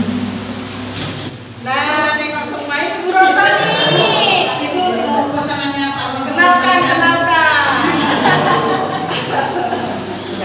Teman-teman, ya baik, saya setuju dengan abang bahwa kalau kita sedang hamil itu boleh melakukan hubungan seksual, boleh, betul, setuju. Bahwa lihat kondisi kehamilan, jangan lihat kondisi saya. Kalau saya sudah benar, sehat, tapi kehamilan saya, gitu ya. Kalau kehamilan kita normal, tidak ada gangguan, tidak ada kesulitan, silakan juga tentu jangan disamakan dengan malam pertama. Malam pertama tuh di hotelnya tuh. Nah, kalau pada saat hamil, ya jangan berbayar bukan. Oke, kemudian kurangi penggunaan obat. Usahakan kita harus jaga kesehatan supaya kita tidak, misalnya kita lagi hamil, kemudian kita batuk, otomatis kita harus minum obat batuk. Kita pilek, minum lagi obat pilek. Kita pegel-pegel, minum obat pegel. Nah, maksudnya itu. Usahakan kita tidak meminum obat lain selain obat hamil. Karena ada obat hamil itu kan penambah darah dengan vitamin. Tanda-tanda persalinan, teman-teman, tanda-tanda persalinan ini ada kayak tegang-tegang di perut, ya. Terus rasa nyeri pada pinggang, keluar lendir bercampur darah, dan tadi pecah ketuban yang tadi saya bilang ya. Kalau misalnya kencing tidak bisa tahan, kalau ketuban tidak bisa. Proses persalinan, prosesnya secara alamiah, ya, secara alamiah. Kepala lebih dulu. Apakah kalau keluar kaki lebih dulu itu normal? Bisa normal? Bisa. Alamiah juga itu? Ya. Kecuali kalau keluar tangan itu tidak normal, harus disesar. Kenapa tangan? Karena dia melintang. Kalau tangan yang keluar duluan itu tidak boleh. Sekarang sih sudah jarang yang keluar duluan karena ada USG tadi, langsung diketahui posisi bayinya seperti apa. Kalau posisinya melintang itu mah tidak boleh pilih, tidak tidak boleh ada pilihan lain selain kastrasi. Ya. Yang harus dibawa ke tempat melahirkan saya rasa teman-teman sudah lebih tahu. Tetapi begini, tadi yang berhubungan dengan berat badan. Teman-teman saya yang bawa di sini yang ganteng-ganteng tolong kantongnya dan usahanya harus diberikan lagi. Karena teman-teman yang cewek, karena kalau bertambah berat badan seperti saya 25, itu isi lemari saya harus ganti semua. Ganti semua Pak, nggak bisa dipakai lagi kan? Orang nambahnya nambah 25. Jangan sampai juga nggak beli baju ya. Kenapa? Sebelum diberkati nggak?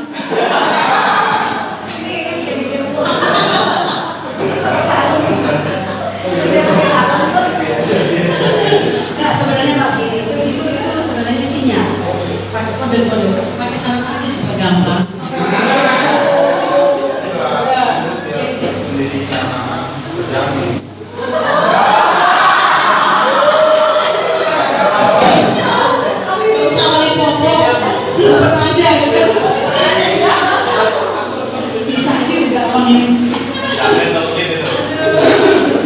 Perawatan bayi, teman-teman ya, perawatan bayi yang baik memerlukan keteguhan. Harus memberi ASI selama 6 bulan pertama wajib ASI doang, ASI ASI saja. Jangan cari di warung ya, jangan cari di toko susu, boleh ASI saja atau ASI ya. 6 bulan pertama ASI saja. 6 bulan setelahnya ASI plus tambahan ya. Ini sekarang udah bukan 6 bulan lagi Mbak, 8 bulan 8 bulan ASI saja, 8 bulan ASI saja, dengan catatan lagi suami-suami yang tercinta tolong uangnya diberikan makanan yang bergizi buat siapa?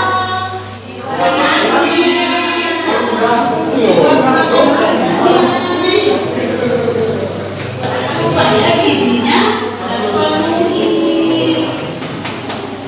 Jangan makan magic, makan makanan, jangan pakai magic, gitu. Ya, oke, lanjut. Kebutuhan bayi, nah, kebutuhan bayi lagi. Khusus untuk pasangan yang di sini, jangan beli baju. Kan tadi kasih saya harus dijemur ya. Nih ada nih, ASI sampai umur 2 tahun. Jangan lupa imunisasi. Imunisasi bayinya. Nah, satu kali ada pesan dari saya juga, teman-teman, sebelum kita, siapa yang paling dekat sekarang ya, tapi tetap untuk semua, 1 bulan sebelum menikah tolong diimunisasi tetanus, TT namanya. Imunisasi untuk siapa? Bukan bayinya, untuk ibunya. Imunisasi calon pengantin 1 bulan sebelum menikah. Harus 2 kali. Yang kedua, 1 minggu setelah tercemar dengan sel sperma. Kan sudah menikah. Tercemar saya bilang. Karena memang sperma itu adalah benda asing bagi kita. Ya kan dia masuk ke dalam tubuh kita. Otomatis dia benda asing buat kita. Ya, jadi sebelum terkontaminasi dengan sel sperma, kita divaksin, imunisasi, TT namanya. Yang kedua, setelah 1 minggu kita menikah. Ya, silakan di mana saja di tempat yang terdekat dari tempat kediaman teman-teman. Iya, yang kedua sama. Ceweknya saja kalau TT. Nah, sekarang ada satu lagi yang wajib juga, HPV. Itu untuk dua-duanya. Hanya itu harus perjanjian karena harganya mahal. Satu paket 3,500. Itu untuk 3 kali penyuntikan. Itu untuk 1 orang. Misalnya pasangan berarti 7. Itu. Makanya itu nanti konsul kembali lagi. Tapi apakah itu vaksinasi yang wajib? Ya, sekarang sudah wajib. Untuk menghindari supaya kita tidak tertular penyakit hepatitis, HPV. Ya, silakan buka di panci. Oke. Selanjutnya, perkembangan anak itu adalah bukan ke samping tetapi ke atas.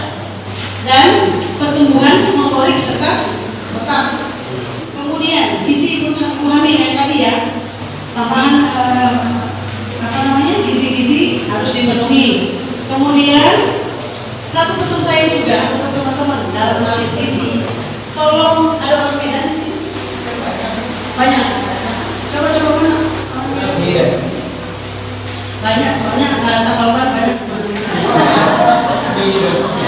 Ya, saya sangat bangga dengan satu produk ya, yang namanya pisang barangan. Saya punya pengalaman baik dan itu selalu saya bawa di sini di KBP. Saya waktu hamil anak saya pertama, saya kedua, banyak anak hamil sih kan.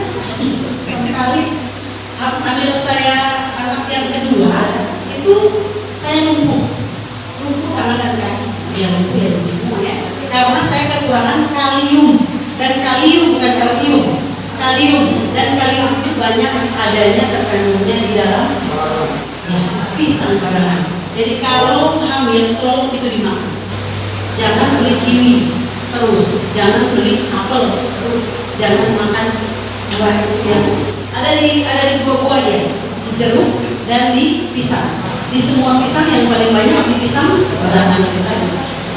Ya. Oke, kalium ya, kalium. Dari bawah itu boleh dimakan. Kan bisa dikelola itu biasanya. Sebaiknya tidak apa-apain, langsung saja. Berarti yang mau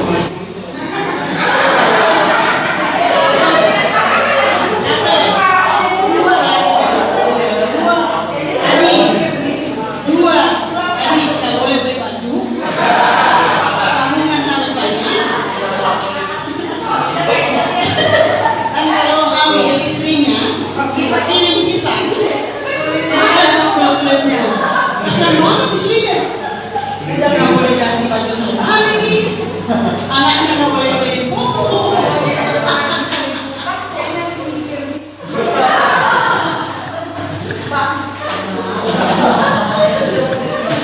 Alamat di mana sih?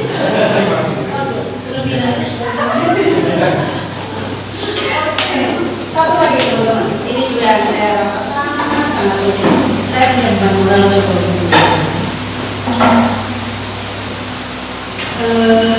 waktu kita pertama kali mau rencana paroki keluarga kudus di Mangunkusumo KPP, kami pengajar-pengajar ini juga diajar lagi ya, diberikan masukan, diberikan ilmu dari katedral. Dan satu adalah utama untuk selalu mengingatkan kami itu satu pesan saya, pada saat kita sudah menikah, kemudian kita sudah punya anak, ingat kita harus memakaikan satu baju wajib kepada anak kita, yaitu baju rohani. Baju rohani teman-teman. Jangan berpikir yang tadi ke pokok dan lain-lain, ke makanan susu dan tidak. Yang satu lagi yang wajib harus kita lakukan, pakaian rohani. Apa pakaian rohani itu? Baptis. Sesegera mungkin teman-teman, karena teman-teman yang orang tuanya bukan saya. Teman-teman datang setelah melahirkan, datang. Kita belajar dari keluarga yang sebelah. Mereka setelah anaknya, langsung dia baik. Ya, kita pun harus seperti itu. Diajarkan. Kita harus langsung mendoakan. Memang ayahnya yang mendoakan bapaknya. Tetapi secara lebih lengkap kita harus langsung sesegera mungkin datang ke gereja, ke romo konsultasi untuk mau saya ingin anak saya segera dibaptis. Nanti ada aturan di gereja, ada orang tuanya harus mengikuti pelajaran tertentu, ada yang harus kita siapkan ini dan itu, tetapi secara moral kita sudah mempersiapkan. Jadi jangan ditunda, tunggu aja. Saya mau pulang ke Medan, tar aja di Medan. Kalau di Medan ongkos ada, tar tadi habis beli popok. Nanti ada pulang ke Medan 2 bulan. Tar bulan ketiga deh. Nah anaknya telanjang nggak? Telanjang, telanjang apa? Telanjang rohani. Nah dia bertanggung jawab terhadap dia itu siapa? Kita orang tuanya. Jadi tolong segera mengingatkan. Pakaikan baju rohani, jangan sedikit fisik. Taksi yang mahal tadi aja waktu di katedral di depannya cerita saya, di depan saya itu sekarang udah modern ya. Jadi dulu waktu saya masih zaman sama saya nggak ada tuh fasilitas seperti itu. Jadi ada tempat wadah makan kecil untuk disuapin, ada sendok kecil. Jadi dia kayak si ibu di depan saya ini masih keluarga muda, mungkin sama-sama lah. Anaknya baru satu, udah suapin. Habis makan yang satu, di situ ada lagi minum. Sebegitu saya rasa mungkin. Saya lihat-lihat anak saya itu ngeliatin tasnya, saya coba iya. Tapi saya berpikir begini, wih, ini tasnya saja sudah mahal kan? Berapa tempat, belum lagi wadah sendoknya, wadah sendok khusus, ada sendoknya dimasukin lagi ke dalam situ, belum ada gelas, belum ada wadah makanannya, belum ada airnya, belum ada ini dan itu, bla bla bla. Kita mampu untuk membelinya dan kita memampukan diri kita untuk membelinya. Tapi tadi berkaitan dengan kita kadang-kadang mengabaikan, anu aja, nanti saja. Nah, saya pikirkan teman-teman, tolong diingat, pakaian rohani untuk anak kita, karena mereka adalah penerus Kristus juga, penerus kita juga. Tolong jangan lupa. Itu saja dari saya. Dari saya selesai Pak Ibu. Habis. Baik, teman-teman, saya minta tolong kalau ada yang mau konsultasi silakan catat nomor saya. Kalau yang mau berkenan mencatat ya, 0812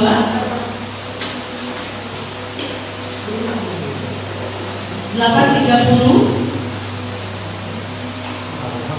835 90. Saya kantornya di Rumah Sakit Umum Cibinong. Saya sekretaris akreditasi di RSUD Cibinong. Kalau mau ketemu saya silakan cari rumah sakit. Saya lebih terkenalnya dengan sebutan di sana dengan Mami Anu. Silakan itu nomor telepon saya dan nomor WA saya. Geser aja. Kalau mau konsultasi saya tadi, tunggu. Baik, dari saya sekian dan terima kasih. Kalau ada yang mau bertanya silakan. Mudah-mudahan apa yang saya berikan bermanfaat untuk teman-teman dan saya doakan kehidupan teman-teman selalu diberkati Tuhan dan bisa cepatnya mendapatkan keturunan. Tuhan Yesus memberkati.